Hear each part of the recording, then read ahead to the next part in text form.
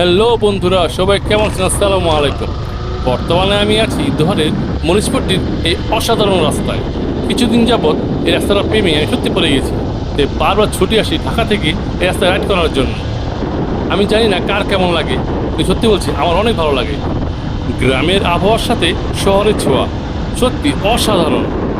এই রাস্তায় বাইক চালালে মনে হয় যে সময় থেমে গেছে। কোনো হর্ন নাই, কোনো ট্রাফিক নাই, রাস্তায় শুধু আমি একা আর আমার সাথে এই প্রাকৃতি। আপনারা যদি এই মরিচপট্টি রাস্তার সৌন্দর্য উপভোগ করতে চান, তো অবশ্যই বেস্ট সময় হচ্ছে বর্ষাকাল। বর্ষাকালে দুই সাইডে থাকবে পানি, আর মাঝখানে রাস্তাটা সত্যি অনেক ভালো লাগবে, একবার নিকলি নিকলি ফিল দিবে। চলুন আর কথা বাড়াবো না, এখন শুধু রাইডের মজা নিব।